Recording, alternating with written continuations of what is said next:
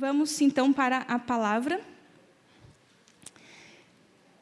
Vamos ver vamos continuar, né, o que tem sido ministrado.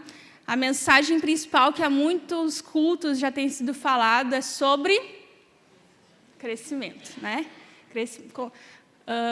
Conversem comigo, tá, gente? Vamos nos comunicar, tá? Então, crescimento é mandamento. E dentro disso, o pastor começou uma mensagem no domingo pela manhã. Quem estava último domingo pela manhã? Sobre... Dá um bombom para quem... tô brincando, não vou dar. Humildade, ouvi, alguém falou. Sobre humildade. É um assunto que parece simples, mas no fundo, às vezes nem tão no fundo assim, não é. Né? Porque mexe com o nosso brio, né? Falar sobre isso mexe com o nosso ego, com a nossa vaidade, e é essa a intenção mesmo, tá? Falar sobre isso porque é um assunto de extrema importância quando nós decidimos nos submeter à vontade de Deus, né? Saber de Deus, conhecer de Deus, nós temos que aprender sobre humildade. E a humildade, eu coloquei um título, então, humildade, requisito para o crescimento. Porque para crescer eu preciso aprender. E para aprender eu tenho que reconhecer que eu preciso aprender, né? E isso exige humildade. Amém? Então, humildade é um termo que vem do latim, adoro ver a origem das palavras. Você que não dá bola, faz de conta que eu não falei, né? Mas vem do latim humilitas, e significa a virtude que consiste em conhecer as suas próprias limitações e fraquezas, mas não só conhecer, e agir de acordo com essa consciência. Refere-se à qualidade daqueles que não tentam se projetar sobre outras pessoas, nem mostrar ser superior a elas. Virtude caracterizada pela consciência das próprias limitações, modéstia, simplicidade. E o antônimo de humildade, né? O antônimo de humildade são 3 palavras que eu identifiquei que eu entendo relevantes a gente abordar, que são arrogância, orgulho e soberba. É o antônimo, o contrário de humildade. E o que significa? Arrogância, ato ou efeito de arrogar-se, de atribuir a si direito, poder ou privilégio. Qualidade ou caráter de quem, por suposta superioridade moral, social, intelectual ou de comportamento, assume atitude prepotente ou de desprezo com relação aos outros. Um orgulho ostensivo, altivez, atitude desrespeitosa e ofensiva em atos ou palavras, insolência, atrevimento. O orgulho é um sentimento de prazer e grande satisfação com o próprio valor, com a própria honra. Sentimento egoísta, admiração pelo próprio mérito, excesso de amor próprio, arrogância e soberba. É o significado de orgulho. E soberba, por fim, então, que encara as coisas ou as pessoas com superioridade, que se percebe em estágio mais elevado, em condição superior, comportamento excessivamente orgulhoso, arrogância, presunção. Aí parece que a gente não é, né? Mas são coisas que, na verdade, o orgulhoso nunca acha que ele é orgulhoso, ele acha que ele é humilde, né? Então, já começa aí o engano.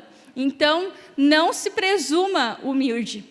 É melhor você se achar orgulhoso e ser ensinável e reconhecer isso e ouvir, receber a palavra, do que você achar que é humilde, não sendo, porque quem é humilde sempre acha que pode ser mais humilde, né? E não receber nada do que vai ser ministrado. Amém, gente? Então, vamos nos colocar na posição de quem precisa aprender, porque isso é ser humilde. Amém? Então, Mateus 11, 28, 30, pode colocar para nós. É o texto que o pastor, então, usou no domingo pela manhã, para dar início a essa mensagem. Então, vamos ver. Vinde a mim, todos os que estáis cansados e oprimidos, ou sobrecarregados, né? E eu vos aliviarei. Tomai sobre vós o meu jugo e aprendei de mim, que sou manso e humilde de coração, e achareis descanso para as vossas almas. Porque o meu jugo é suave e o meu fardo é leve. O pastor falou sobre o jugo, né? Na outra semana. E ele, então, a partir disso, destacou essa questão de que Jesus diz, aprendei de mim. E o que ele usa quando ele fala isso? A mansidão e a humildade. Jesus tinha outras virtudes importantes? Com certeza. Se alguém tinha outras virtudes importantes, esse era Jesus. Né? Tinha muitas outras virtudes importantes. Mas ele resolveu destacar essas duas. Ou seja, são virtudes necessárias, primordiais, essenciais, e que ele sabia que as pessoas precisavam desenvolver. Então, ele destacou, ele trouxe relevância para essas duas virtudes. E, por isso, nós estamos falando a respeito delas. Então, ali fala, então, sobre mansidão e humildade, né? Nós vamos falar sobre a humildade, mas é importante saber qual é a relação da mansidão com a humildade. O que significa ser manso, né? Não sei vocês, mas há um tempo atrás eu fiz um estudo sobre a questão das bem-aventuranças, que fala sobre a mansidão, enfim, né? E antes disso eu tinha aquela ideia de que ser manso era ser aquela pessoa bocó, né? Desculpa o termo, mas era essa ideia que eu tinha, sabe? Meio, tipo, pode chutar que não vai revidar. Sabe, o manso é o bobo, que todo mundo faz o que quer e nada acontece. Né? Mas, e também, talvez muitos entendem a mansidão como um sinal de fraqueza, talvez. Né? A pessoa mansa, né? Aquela coisa, é fraca, não tem personalidade. Né? Mas, não é nada disso. E aí a gente pode ver, quando a gente vai estudar essa palavra mansidão, né, que o texto é Mateus 5,5, que diz, bem-aventurados os mansos, porque herdarão a terra. Mansidão não está relacionada à fraqueza. A mansidão está muito mais relacionada à força, porque quem é manso domina os seus sentimentos e as suas atitudes.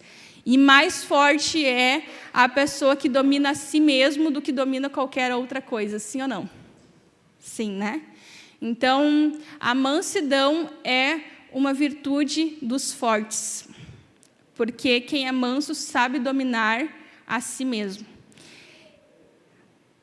Então, a mansidão tem relação com o domínio próprio. E é interessante porque quando a gente fala de um animal, por exemplo, né, se ele é manso ou se ele é chucro, né, ou se ele é indomável, qual é a diferença quando você vai ver um cavalo que é chucro, a palavra, existe essa palavra, eu fui ver, né? Chucro não é uma palavra inventada pelos gaúchos, talvez seja inventada, mas já está no dicionário. Né? Então, que não obedece, que não é tratável, né, que é arredio, que dá coice, né, quando alguém se aproxima, esse é um animal que não é adestrado. Quando um animal é adestrado, ele é um animal ensinado, treinado, e ele é ensinável. E não dá para dizer que nós também podemos nos caracterizar dessa forma, né, gente? Porque aquela pessoa que não é mansa, ela é difícil de tratar. Ela não é ensinável. Ela adora dar uns coice nos outros, né? E uma pessoa mansa, ela é tratável, ensinável, obediente, é de fácil relacionamento, respeita e zela por não ofender as pessoas, né? É gentil, gentileza é tratar bem, não importa quem, né? Ser gentil independente do que acontecer, é ser respeitoso, é ter paciência diante das diferenças e dificuldades do outro, é ter maturidade em relação à opinião do outro, mesmo que o outro talvez esteja errado. E aí tem uma frase muito legal que é atribuída a vários autores, mas eu ouvi ela quando eu assisti aquele filme Extraordinário. Quem já assistiu esse filme? É muito legal, gente, assistam. É muito bom mesmo. Tem o livro e tem o filme, e é bem bom mesmo. E no livro diz o seguinte, no filme e no livro tem uma frase interessante que é assim: quando tiver que escolher entre estar certo e ser gentil, escolha ser gentil. Amém? Então, mansidão tem a ver com isso, com o nosso trato com as pessoas diante das diversas circunstâncias. E há uma promessa, então, para aqueles que são mansos, que são ensináveis, que são tratáveis, que são respeitosos. Eles herdarão a terra. Ou seja, Deus dá em promessa o bem que há nessa terra, que há nessa vida. Por quê? Porque talvez no mundo se ensine que o sucesso vem pela sua força e por passar por cima das outras pessoas. Mas Deus nos ensina que é na mansidão, é sendo pacientes, é sendo respeitosos, é sendo obedientes e gentis com as outras pessoas que Ele nos dará o melhor dessa terra. É contraditório, mas é assim que o reino de Deus funciona. Amém, irmãos? E logo na sequência, então, temos a humildade, que foi o que Jesus nos ensina, né? E está lá também em Mateus 5,3, no Sermão do Monte, né? As bem-aventuranças. Bem-aventurados os pobres de espírito, pois deles é o reino dos céus, ou os humildes de espírito, há as duas traduções, né? Aí, quando diz isso, talvez alguns leiam pobres de espírito, que significa ser pobre mesmo, né? Há congregações, há doutrinas religiosas que pregam essa pobreza mesmo, de física, financeira, material, mas não é isso que o texto está dizendo, né? Se você for estudar o fundamento, né, a questão teológica desse texto, não é sobre a pobreza física. Até porque a quem Jesus pregava na época, se fossem para os pobres físicos, materiais, todos seriam bem-aventurados, porque a maioria daqueles que seguiam a Jesus eram pobres. Então, Jesus poderia ter dito: todos aqui, pobres, miseráveis, são bem-aventurados. E não era essa a ideia. Jesus estava falando de um sentido espiritual. Então, ser pobre espiritualmente, ou ser humilde espiritualmente, essa pobreza tem a ver com o nosso reconhecimento da nossa miséria interior. Não física, não material, mas espiritual. É reconhecer a nossa dependência de Deus. Que nós não somos capazes de nos salvar, de nos sustentar por completo, mas que nós precisamos de Deus, que Ele é o nosso Salvador, que Ele nos dá a provisão da qual nós precisamos, que o vazio que há em nós só é preenchido por Ele, que a plenitude da vida só é encontrada no Senhor. Esse reconhecimento de que nós, né, somos miseráveis diante da grandeza de Deus é a humildade espiritual, é essa pobreza de espírito que Deus está falando. Então, quando nós nos deparamos diante de Deus e da sua grandeza, se nós não nos reconhecemos insignificantes diante de Deus, é porque nós não encontramos ainda essa humildade. Se nós diante da grandeza de Deus não nos sentimos realmente nada, sabe? É porque nós ainda não encontramos essa humildade. Assim se deparou Isaías, quando ele foi chamado, então, né, por Deus para ser profeta diante do povo. Isaías diz assim: então gritei. Isaías se deparou diante de Deus. Ele teve uma visão de Deus. Isaías 6:5. E aí então ele diz: então gritei, ai de mim, porque os profetas na época diziam para o povo: ai de vós, né? Para o povo, ai de vós. Mas quando ele se deparou diante da santidade, da grandeza de Deus, Isaías disse: ai de mim, pois estou perdido, pois sou homem de lábios impuros e habito no meio de um povo de impuros lábios, e os meus olhos viram o Rei, o Senhor dos exércitos. Então, gente, quando você se depara diante de Deus, não há outra, se você realmente se depara diante de Deus, tem encontro com Deus, não há outra direção a não ser realmente se humilhar diante dele. Porque a grandeza de Deus diante da nossa miséria é extraordinária. E isso é humildade, pobreza de espírito. Nós somos pobres diante de Deus. Amém, gente?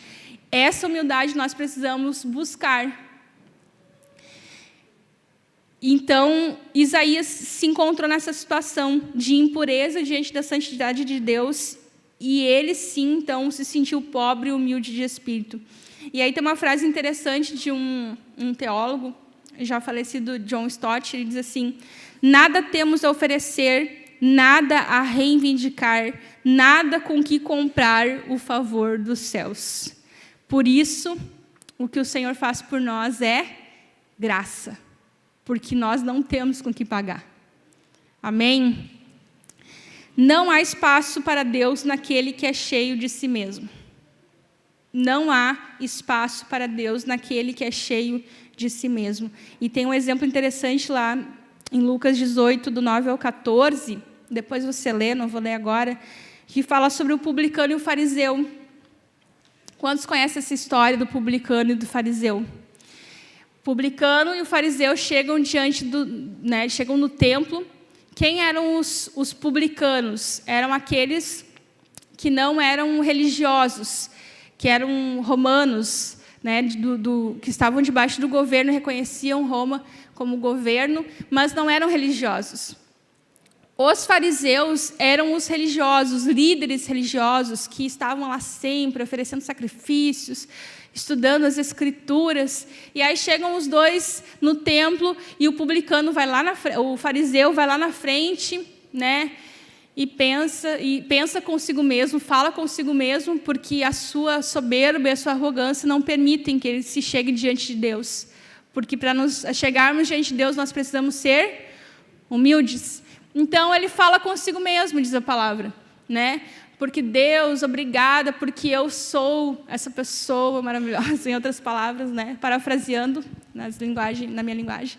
Porque eu sou perfeito, porque eu vou aos cultos toda semana, todo domingo, porque eu dou meu dízimo, minha oferta, porque eu não cometo pecado como esse que está aqui atrás, para quem já assistiu, né, o Chapolin. Não sou como este que está aqui atrás, né, esse publicano, pecador. Obrigada porque eu não sou como ele. E o publicano lá atrás nem se sentia digno de erguer a sua cabeça diante de Deus. E ele pediu perdão a Deus porque ele reconheceu a sua miséria. E ele batia no peito e dizia: eu sou pecador, né? Tem misericórdia de mim. Seja propício a mim. E qual desses dois saiu justificado do templo? O publicano. Então, digo-vos que este desceu justificado para a sua casa e não aquele. O publicano desceu justificado para a sua casa e não o fariseu, porque todo o que a si mesmo se exaltar será humilhado, mas o que a si mesmo se humilhar será exaltado. Então, gente, a humilhação não tem a ver com perda, tem a ver com ganho. Talvez no momento que você se exalte, você ganhe a sua glória momentânea, mas depois virá a queda.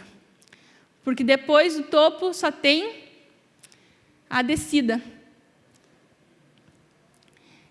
E aí, então, o pastor falou a respeito disso, né? Deu um exemplo até da lua, que quando a lua está cheia, a próxima fase dela é minguar. Quando a lua está cheia, não há outro caminho a não ser minguar. E eu vejo que as fases, usando esse exemplo, então, né, das fases da lua, depois da minguante vem a nova e vem a crescente. E eu vejo que depois que nós temos uma nova vida em Cristo, nós precisamos ficar eternamente na fase crescente até a eternidade, porque na eternidade nós encontraremos a plenitude e nós sim estaremos cheios, então, da presença de Deus. Amém, irmãos? Esteja sempre crescente, crescendo, não cheio, não autossuficiente de si mesmo. Porque quem é cheio de si não tem espaço para Deus, não tem espaço para nada, para nenhum conhecimento novo. E eu quero fazer um teste com vocês, então. Não se preocupe, ninguém vai ter que vir aqui na frente, dançar, coisa e tal, não precisa, tá, gente? É só você pensar comigo. Eu vou fazer algumas perguntas. Se eu chamasse, viria, né? Se eu fizer algumas perguntas, eu quero que você pense comigo. E isso não é um julgamento. Isso é um convite à reflexão. E pode ter certeza que todos nós aqui, em alguma dessas coisas, nós vamos, se você estiver disposto, né, a se autoanalisar, autoavaliar, você, em alguma dessas coisas, vai reconhecer que precisa ainda buscar em Deus essa humildade. E eu quero convidar você, então, a pensar nesses pontos. Eu vou fazer algumas perguntas. Como você vê a Deus? Como você vê a Deus? Você consegue reconhecer disso que a gente falou, dessa grandeza e da sua necessidade de Deus, que você precisa dele, você tem essa necessidade dentro de si, de saber que somente ele é capaz de dar sentido à sua vida? Como você vê a Deus? Segunda pergunta. Como você recebe críticas? Essa é ruim, né? Gente, assim, nunca é divertido, né? Quem é que recebe uma crítica e diz, estou feliz hoje porque eu recebi uma crítica. Como eu sou feliz, bem-aventurado sou porque recebi uma crítica no dia de hoje. Não é bom, porque é uma coisa que nos confronta. Mas como você reage? Você se revolta, você tenta achar um culpado, né, justificar o seu erro, você, né, se enraivece, revira os olhos, né? Adora. Adolescente adora, ainda eles estão lá, né? Posso falar. Revirar os olhos, sabe? Como você reage? Faz aquela cara, tipo de...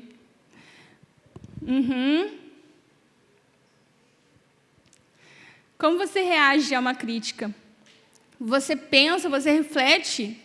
Nem todas as críticas são, de fato, cabíveis, né? Nem todas as críticas que as pessoas nos fazem, elas fazem sentido. Talvez uma opinião da pessoa. Mas você se permite pensar a respeito? De repente, não foi só uma pessoa que já falou isso, foi outra. No fundo, às vezes a gente pensa e a gente mesmo sabe que é verdade, mas a gente não quer admitir, né? Como você faz críticas?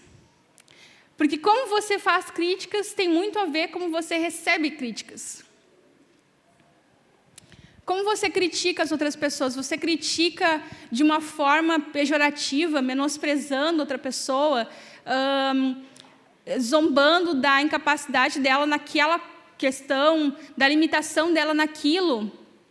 Porque todos nós temos limitações. Alguns, limitação em alguma coisa, outros em outra, mas todos nós temos. Se há alguém aqui perfeito, que sabe tudo sobre todas as coisas e é um ser superpoderoso, imortal, vem aqui, por favor, e assuma o meu lugar. Todos nós, né? Todos nós somos falhos. Todos nós temos dificuldades. Mas como você lida com a limitação do outro? Você menospreza outra pessoa quando você critica ou você aponta aquilo como algo necessário a ser melhorado, você explica, você se importa que a pessoa melhore e entende a limitação dela. Como você se comporta com as pessoas que estão acima ou em uma situação melhor que você? O fulano tem aquilo lá porque recebeu uma herança, por isso que ele tem. Porque ele está assim porque ele fez não sei o que lá que não era muito certo. Você sempre acha um motivo para que o outro seja melhor, que não é um motivo justo, né? Ou como você enxerga a pessoa, você ouve a pessoa ensinando algo e você sempre pensa que a pessoa não tem razão, que ela não sabe o que ela está falando, que se eu estivesse no lugar dela, aí sim que eles iam ver o que é sabedoria, né? Como você enxerga as pessoas que estão acima e que estão em uma situação melhor que você em alguma área? Como você se comporta em relação a essas pessoas e como você se sente? Né? Porque comportamento nem sempre reflete... Olha, eu botei o aparelho e estou me adaptando, tá, gente? Negócio abençoado. Os nossos comportamentos nem sempre refletem aquilo que a gente está sentindo. Tem gente que é tão autocontrolado, né, que consegue estar super assim, manso, aquela pessoa, mas no seu coração, diferente do que Jesus disse, né, que ele é manso e humilde de coração. O seu coração é humilde. Mas tem gente que consegue ser aquele poço de paciência, né, diante das pessoas, mas que no fundo está fervilhando, assim, louco para dar um soco, né, na cara do outro, só não tem coragem, talvez, né? Mas o seu coração não é humilde, não é manso, né? Como você se comporta com as pessoas que estão abaixo em uma situação menos favorável que você? Você tem a necessidade de mostrar que você está numa situação melhor? Você tem necessidade de se sentir bem em relação às outras pessoas, sabe? Como que nem o fariseu. Como eu sou feliz por não ser esse publicano que está aqui atrás, pecador, né? Como eu sou feliz porque, né, eu conquistei tal coisa e o fulaninho não, né? Você se alegra que você está numa situação melhor do que o outro?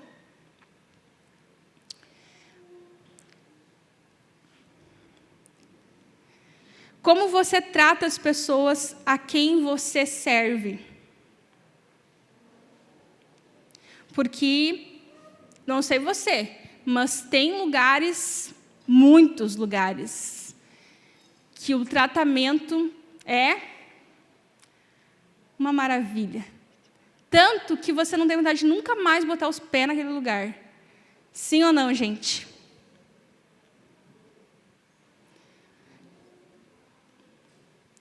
Não importa o que a pessoa faz. Tem gente que é muito arrogante no atendimento, que atende muito mal, que serve muito mal, que serve assim, tipo, toma isso daqui e sai logo da minha frente. E como você trata as pessoas que lhe servem? Como você trata o frentista? Todo mundo, né, de alguma forma, de repente, passa pelo posto. Como você trata o frentista, o atendente do caixa, da loja? O garçom, quando você vai comer fora, aí você talvez ache que você está comendo fora, você tem o direito de destratar a pessoa que está ali servindo.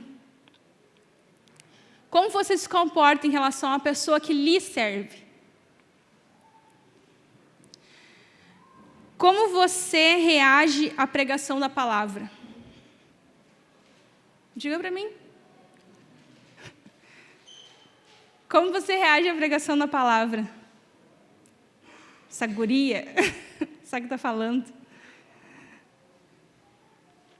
Eu fico feliz quando vocês pensam que eu sou guria. Não é uma crítica, tá? É um elogio, pode falar. Na porta lá, guria. Né? Como você reage à pregação da palavra? Isso não é para mim, é para o outro que não veio. Como você tem dificuldade de admitir que está errado?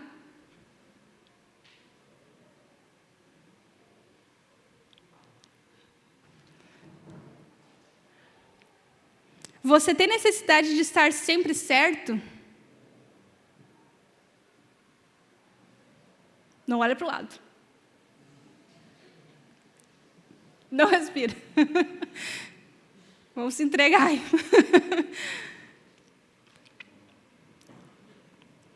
Você tem facilidade ou dificuldade em ouvir a opinião, sugestão do outro? Você consegue escutar? Você consegue aproveitar algo ou descarta imediatamente se não é o que você pensa? Como você encara os momentos desafiadores? Você consegue se render à soberania de Deus? Ou acha que se você ou alguém não for capaz de solucionar, tudo está perdido? Você consegue depender do Senhor? Isso tem a ver com humildade. Como você encara as suas perdas e erros? Você consegue reconhecer que você tem parte nesse resultado? Ou você sempre procura alguém para atribuir o erro? Para atribuir a culpa? E como você encara as suas vitórias e conquistas? Você se vangloria da sua força, inteligência, seu poder? Ou você consegue reconhecer que Deus lhe abençoou? Que Deus lhe deu oportunidade, que Deus lhe deu os talentos que você tem e que você usou para conquistar aquilo. Você consegue, no momento que você atinge aquela vitória, aquela conquista, ter gratidão diante de Deus?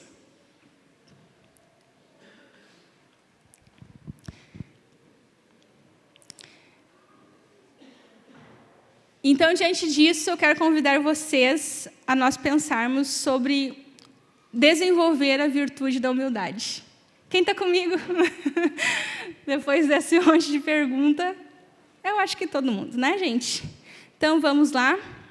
Se você acha que não, parabéns, tá? Desenvolvendo a virtude da humildade. Se eu achar que eu sou humilde o suficiente, isso já é prova por si só de que você não é humilde.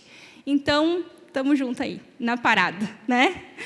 O orgulhoso se orgulha, inclusive, da sua suposta humildade, enquanto o humilde reconhece constantemente a necessidade de matar o seu orgulho, porque isso é da nossa natureza humana. Buscar sempre um motivo para se orgulhar de si mesmo e das suas coisas. Olha, gente, como é interessante, a gente está conversando com alguém e começa a dizer o seguinte: meu carro não está bom, está dando problema, né? Porque isso e aquilo, não entendo muito de carro, mas enfim, né? Aí o outro fala, porque esse modelo desse teu carro não presta. Porque eu não sei por que tu comprou. Daí tu já pensa, não, só um pouquinho. É bom meu carro. Só está dando uns probleminhas, mas até aqui estava bom, está tudo certo. Ou então, não, porque, né, fala de um familiar, que meu pai, que minha mãe, que meu marido, que minha esposa, e isso está do outro fala, é verdade mesmo, o fulano não dá. Não, só um pouquinho. Vai falar assim da minha mãe, vai falar assim do meu pai, do meu marido, da minha esposa. Só eu posso falar, né? Então, a gente não quer perder nunca. A gente não quer sair por baixo nunca. Até quando a gente acha ruim, se o outro fala, a gente não quer sair por baixo. A gente quer sair por cima. E às vezes até daí fala do outro, mas o teu, olha aí. Né? A gente quer sair por cima. Então, isso é da nossa natureza humana. A gente precisa constantemente matar o nosso orgulho. E quando eu falo em orgulho, não é o nosso amor próprio. Não é a nossa autoestima, nossa boa autoestima. É matar esse orgulho, essa necessidade de ser melhor do que alguém, de estar acima de alguém. Então, vamos a 3 passos, 3 pontos, para nós desenvolvermos a nossa humildade. A primeira delas é o exercício que nós estamos fazendo de reconhecer, de enxergar a nossa limitação, a nossa dificuldade em ser humildes, em ser ensináveis, em ser corrigidos.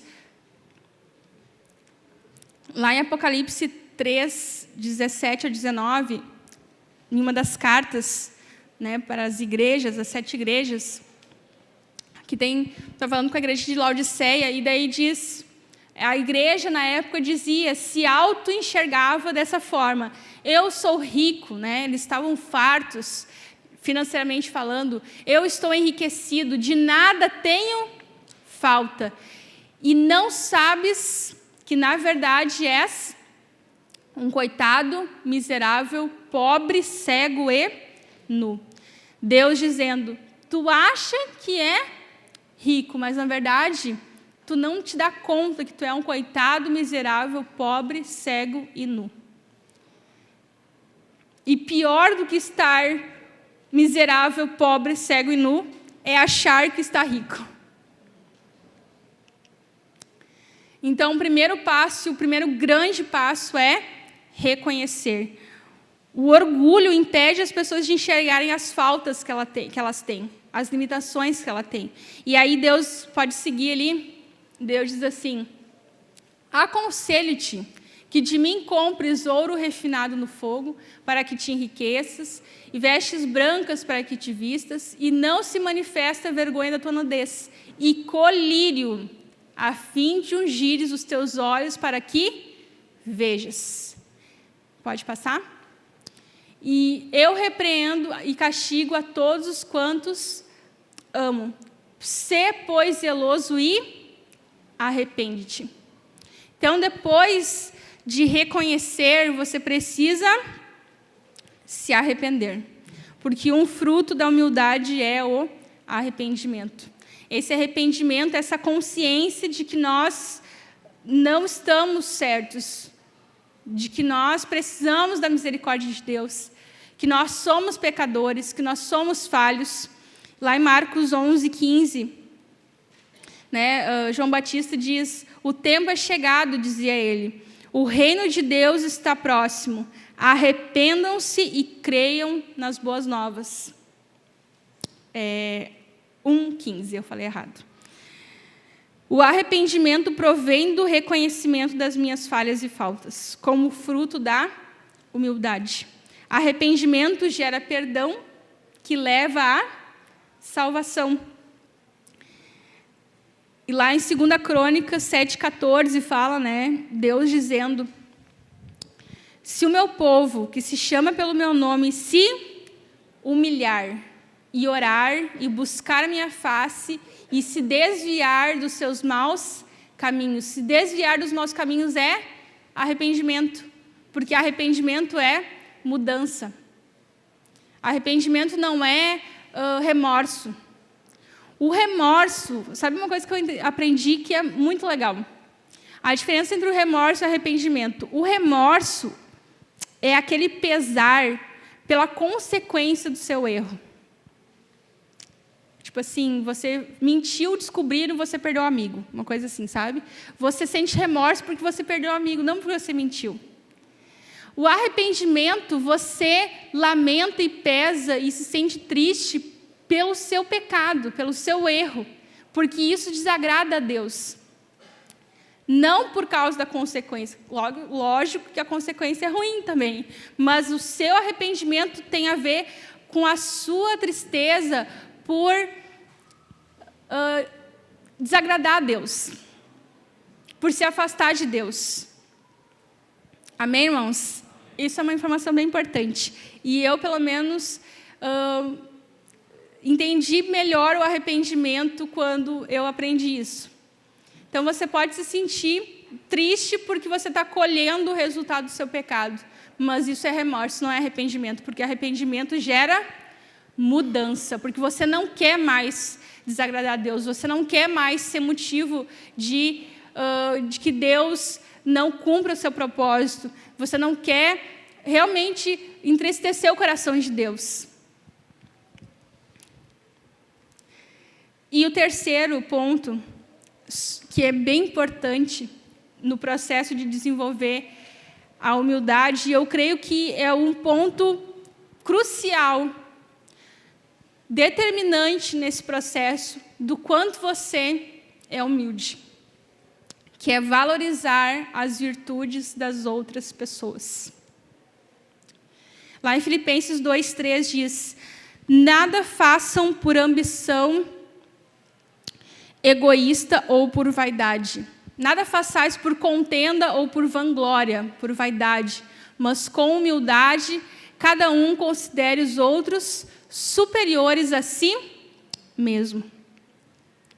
E lá em Efésios 4:2 diz: sejam completamente humildes e dóceis, e sejam pacientes, suportando-vos uns aos outros em amor. E quando diz suportando-vos, por incrível que pareça, não é suportar a pessoa, sabe? Aquele limite assim do convívio, em ponto de chutar o balde e sair correndo, não é isso. Suportar é ser realmente um suporte, em sustentar a outra pessoa.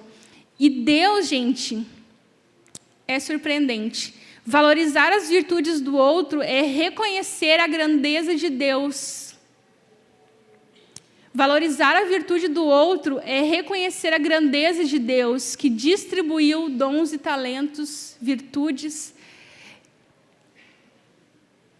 a cada um de forma diferente, para que juntos nós possamos ser suporte em amor uns dos outros, para que a gente seja conduzido à humildade de reconhecer que nós dependemos do outro, que a virtude dele supre a minha falta, e que a minha virtude supre a falta de outra pessoa, e assim nós somos sempre dependentes uns dos outros. E esse reconhecimento nos conduz à humildade. A humildade, ela é uma direção de Deus e um exemplo de Cristo. A humildade, ela é uma direção de Deus e um exemplo de Cristo. Como direção, 1 Pedro 5, 6.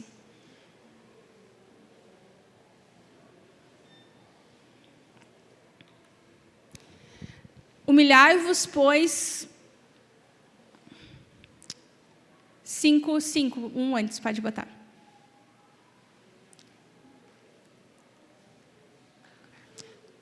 Semelhantemente vós, os mais jovens, os mais moços, sede sujeitos aos mais velhos, e cingindo-vos todos de humildade, uns para com os outros, porque Deus resiste aos soberbos, mas dá graça aos humildes.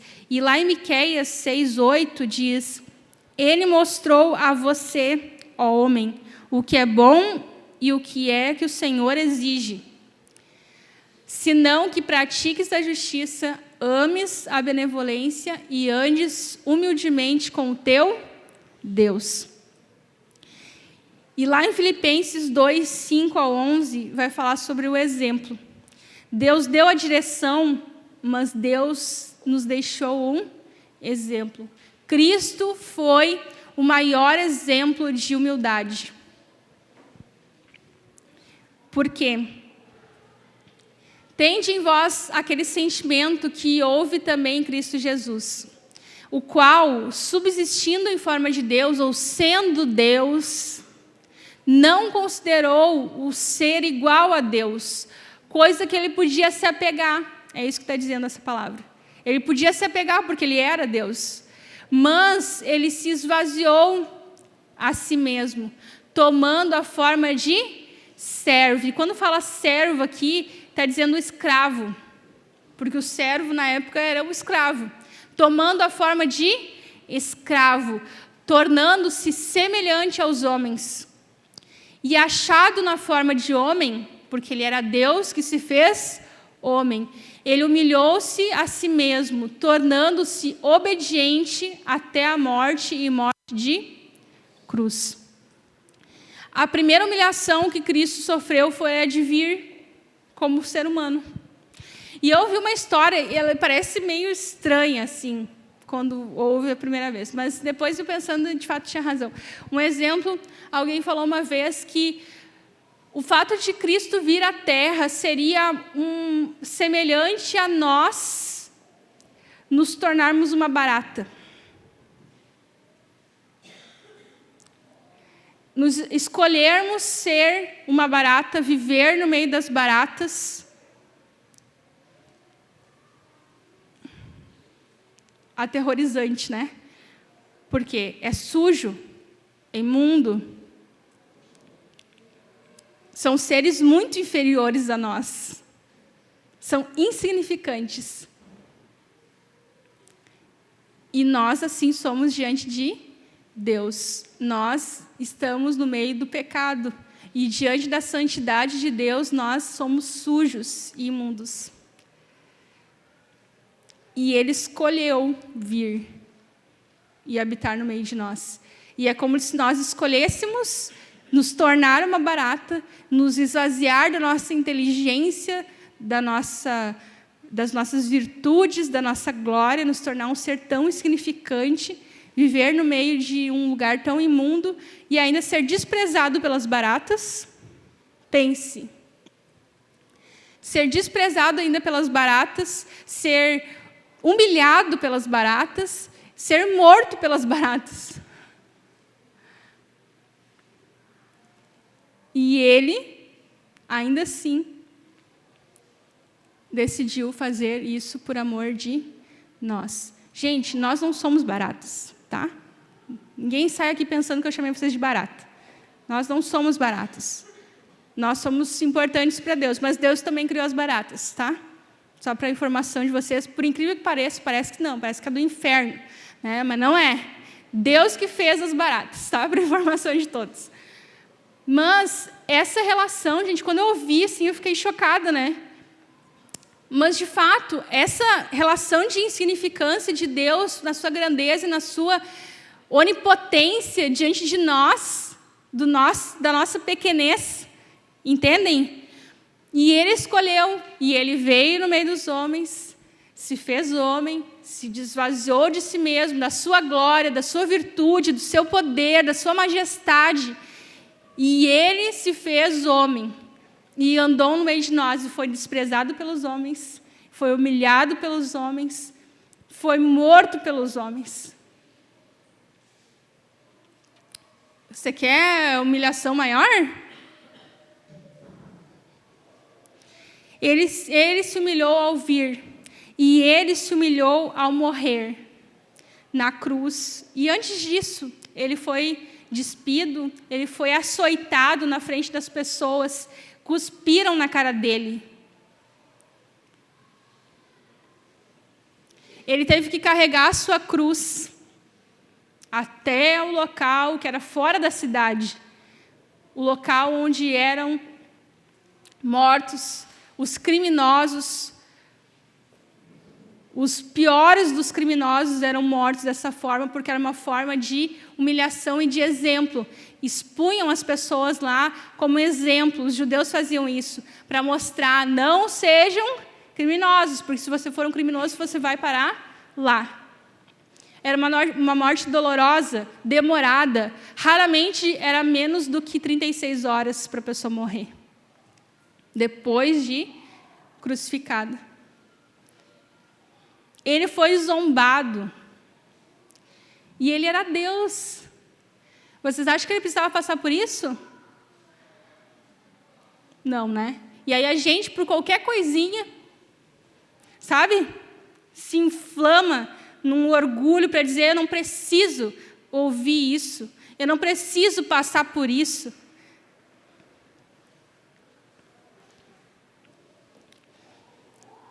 No mínimo, não parou para pensar no que Cristo passou. Porque senão não ia se dar o direito de pensar dessa forma. Mas nós somos assim. Nós somos falhos. Nós fazemos essas coisas.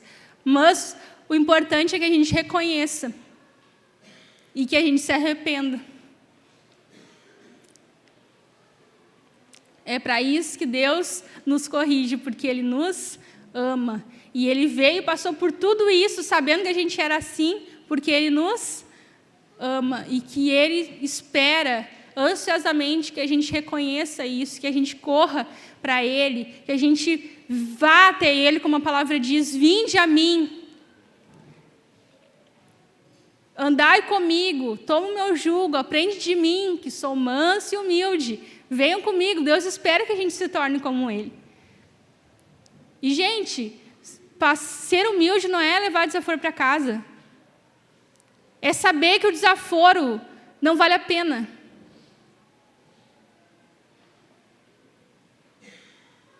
E que você é maior, que você é maduro quando você não se deixa atingir por essas coisas tão pequenas. Tem uma música que diz que eu gosto muito: eu não perco meu tempo em lamentos quando eu me lembro que Ele me ama. Porque olha tudo isso. Aí eu vou ficar perdendo tempo com coisas tão bobas, porque o meu ego foi ferido, porque a minha vaidade foi tocada. Grande coisa. Porque Ele me ama. E se alguém tem que pensar bem de mim, é o Senhor. Se alguém tem que se agradar de mim e do meu coração e das minhas intenções e dos meus sentimentos, das minhas emoções, é o Senhor. Ele é que tem que se agradar. E isso não significa, não seja infantil de achar que você não tem que dar satisfação para ninguém. Porque tem gente que já pega isso e já sai dizendo que não tem que dar satisfação para ninguém e que se eu falar e ninguém gostar, azar dele, né? Não é isso. Porque ser humilde é ser uma pessoa tratável, ensinável, respeitosa, gentil.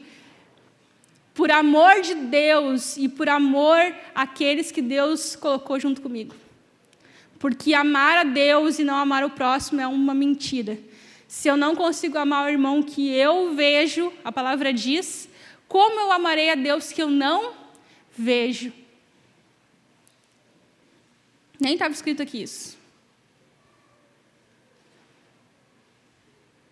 Apenas os humildes são capazes de reconhecer sua necessidade espiritual e ir ao encontro de Jesus. E se humilhar diante de Jesus. E quando eu digo isso, não é você se jogar no chão, botar a cara no chão, não é isso. É o seu coração ser submetido a Ele.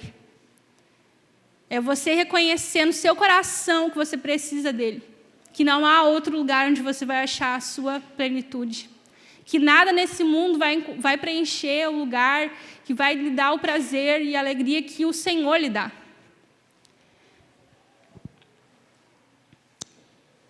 E aí eu quero compartilhar, para nós irmos encerrando, lá em Zacarias 9,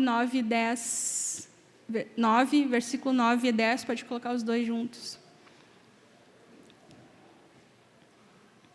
Alegra-te muito, ó filha de Sião, exulta, ó filha de Jerusalém. Eis que vem a ti o teu rei. Ele é justo e traz a salvação. Ele é humilde e vem montado sobre um jumento. Sobre um jumentinho, filho de jumento, do que mais seria, né? De Efraim exterminarei os carros e de Jerusalém os cavalos. E o arco de guerra será destruído, e ele anunciará paz às nações, e o seu domínio se estenderá de mar a mar, e desde o rio até as extremidades da terra. Ele veio humilde num jumento, mas ele é rei sobre todos, sobre todas as nações, e ele venceu a morte. Então, gente, não importa se é um jumento. Se nós somos filhos de Deus, nós somos mais que vencedores. Se nós aceitamos a Cristo, não importa o que a gente passe nessa terra, e nós sim, a palavra diz que nós seremos perseguidos por praticarmos a justiça, por sermos de acordo com o que Cristo é. Nós sofreremos sim, seremos zombados, seremos apontados, vão nos questionar nossa fé, mas não importa, porque Ele venceu. E se nós estamos com Ele, nós somos também vencedores. E, voltando àquele texto que diz assim, lá em Filipenses 2, aí eu não sei qual que eu parei ali, mas do 5 ao 11, vai dizer, né? Por isso, porque ele foi obediente até a morte de cruz, pode passar. Pelo que também Deus o exaltou soberanamente e lhe deu um nome que é sobre todo o nome. Para que ao nome de Jesus se dobre todo o joelho dos que estão nos céus e na terra e debaixo da terra. E toda língua confessará que Jesus Cristo é o Senhor, para a glória de Deus Pai. Ele foi o mais humilhado, porque Ele escolheu. Mas Ele também foi o mais exaltado. Vamos nos colocar de pé? Todo aquele que se exalta será humilhado, mas aquele que se humilha será exaltado. E há recompensas para a humildade, gente. Não pense que é passar por humilhação, não é isso.